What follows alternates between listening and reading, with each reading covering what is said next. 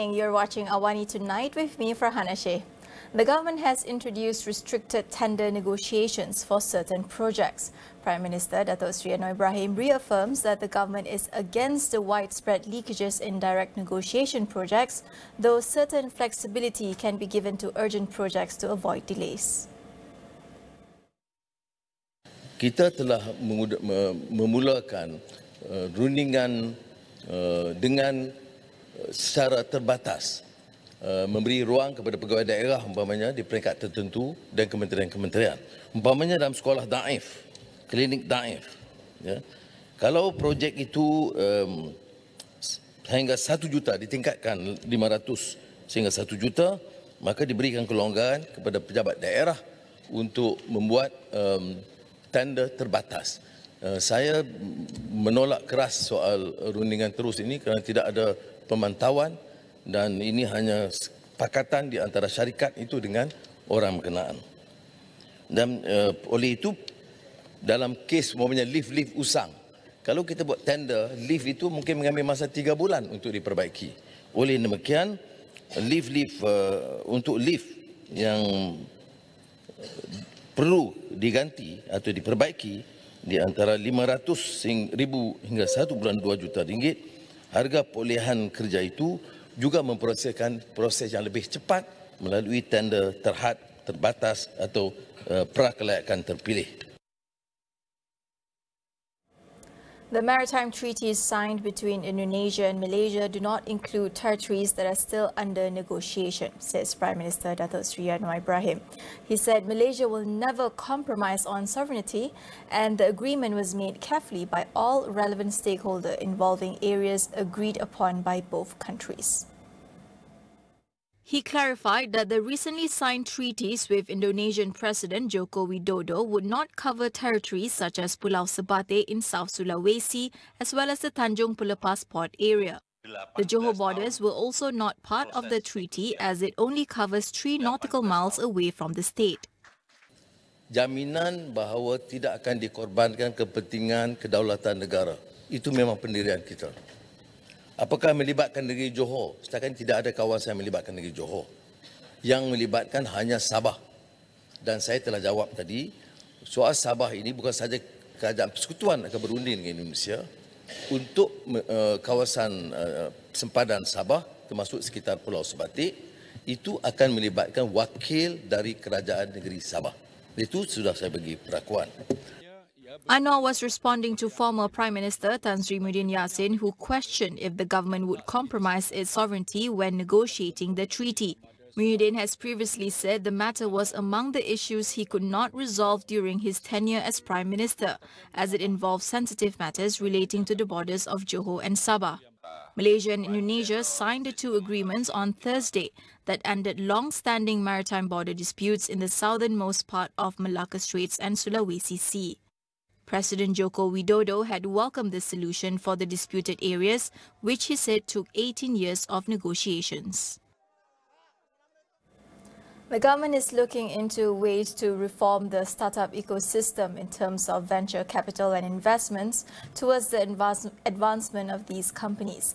Economy Minister Rafizi Ramli says the government will be focusing on the funding for the ecosystem and the ways it could be created at the seed and angel investor stages. According to Rafizi, Malaysia now offers more than a gateway for the startup ecosystem into the region as compared to its neighbouring countries.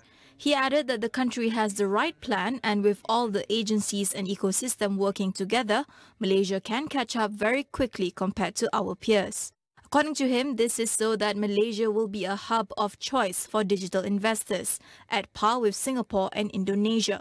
Meanwhile, Rafizi noted that the government is also working on ways to integrate the back-end systems that are tasked to help advance the startups in the digital and technology ecosystem at different levels and stages.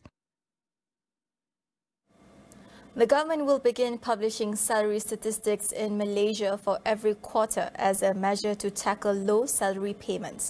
Economy Minister Rafizi Ramli said the information is necessary for salary benchmarking and formulating better policies to tackle income disparities.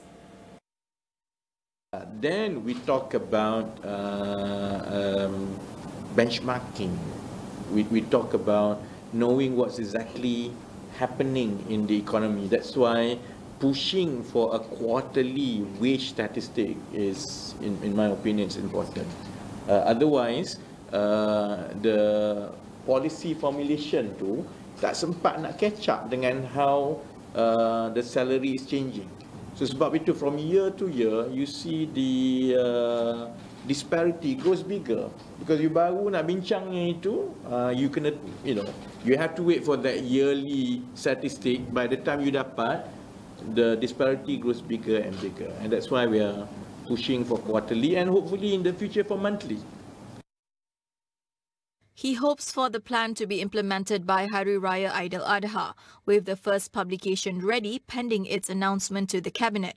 On the progressive salary framework, he said that the government is still having discussions at the ministry level, including the Economic Ministry and the Human Resources Ministry, to look at the policy's direction. Mengikut jadualnya, pembentangan kali pertama rangka asas gaji progresif ini ialah dalam bulan Ogos, M10 bulan Ogos. Kita dah slotkan semua dasar-dasar ni setiap M10 bulan Ogos.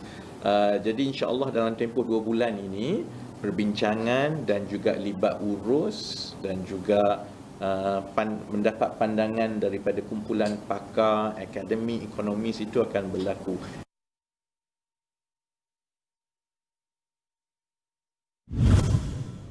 The police will be seeking Interpol's assistance to find out the full identity and current whereabouts of comedian Jocelyn Chia. According to Inspector General of Police Tan Sri Akil Sani Abdullah Sani, the request will be made tomorrow. In doing so, he said further investigations could be carried out under the Penal Code and Section 233 of the Communications and Multimedia Act 1998. Akil said the police has also applied to MCMC for user profiling to help with investigations into the social media accounts used by the comedian. Recently, Chia's video went viral when she performed a comedy skit entitled Singapore versus Malaysia, mocking the tragedy of MH370, which drew the outrage of some Malaysians. Chia has defended her skit in which said jokes were made, saying it was a routine she had performed more than 100 times before, and that they should not be taken out of context, nor does she hold any grudges against Malaysia. We will go for a quick break. Stay tuned for more.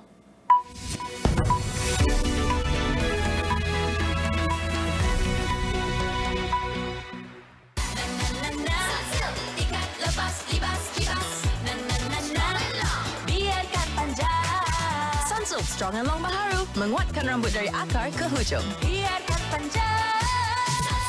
Strong and Long.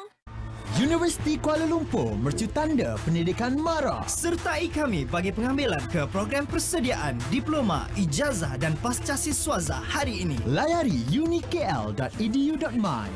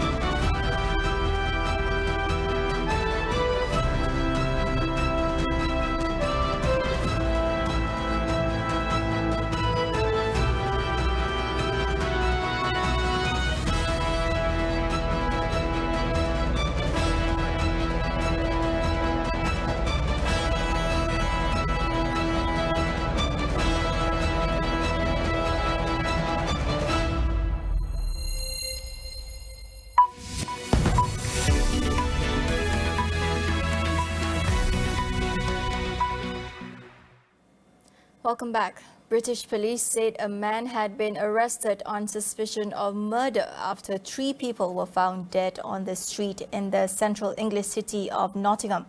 3 others were in hospital after an attempt to run them over with a van. Police said they were called to respond to an incident at 4 a.m. where they found 2 people dead on the street. Officers were then alerted to another incident not far away where someone driving a van had tried to run over 3 people. They are being treated in hospital. Another man was also found dead in a road just outside the city centre. Police believe the incidents are linked. The 31-year-old suspect is in custody.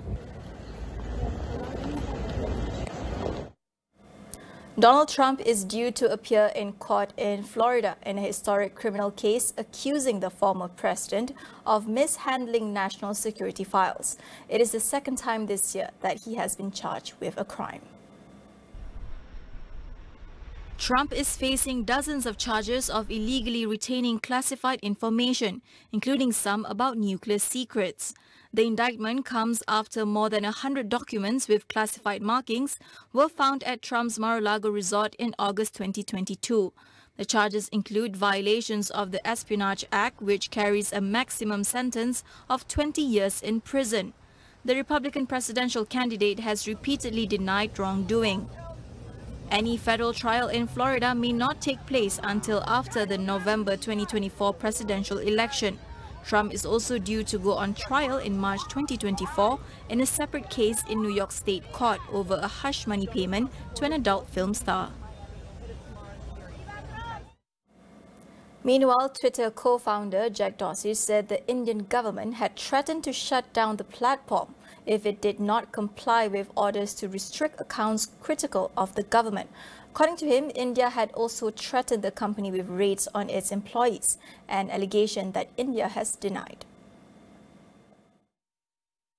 In an interview on a YouTube channel, Dorsey said India had asked Twitter to remove posts and restrict accounts that were critical of the government because of farmer protests in 2020 and 2021.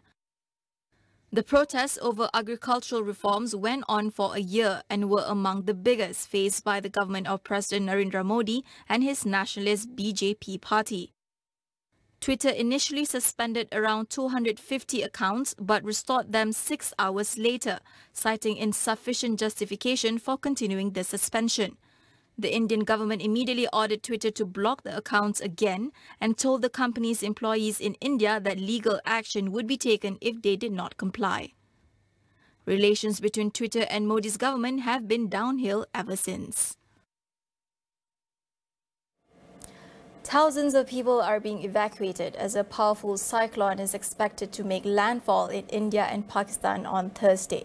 At least 7 people have already been reported killed in India due to rough waters and high winds. Cyclone Biparjoy is likely the most powerful to hit western India and Pakistan since 2021. Fishermen in both countries have been asked to stay ashore and move their boats to safer location. Biparjoy is expected to make landfall on Thursday evening between Manvi in India's Gujarat and Karachi in Pakistan, with maximum sustained wind speed of up to 135 km per hour.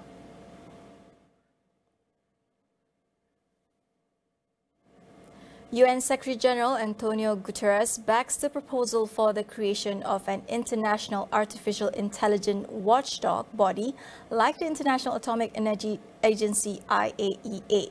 This is due to AI becoming a focus of concern over its ability to create deepfake pictures and other misinformation. But I would be favorable to the idea that we could have an artificial intelligence, an agency with, I would say, inspired by what the International Agency of Atomic Energy is today. So I do believe that there are a number of things that it is important to move forward. They require, of course, some of them initiative of member states, others goodwill of the different parties, and we will try to be in the center of all the networks and movements that will be created. He has announced plans to start work by the end of the year on a high-level AI advisory body to regularly review AI governance arrangements and offer recommendations on how they can align with human rights, the rule of law and common good. However, he added that he will be favorable to the idea that we could have an artificial intelligence agency inspired by what the International Agency of Atomic Energy is today. That wraps up AWANI Tonight. I'm Fana Sheh. Thank you for watching.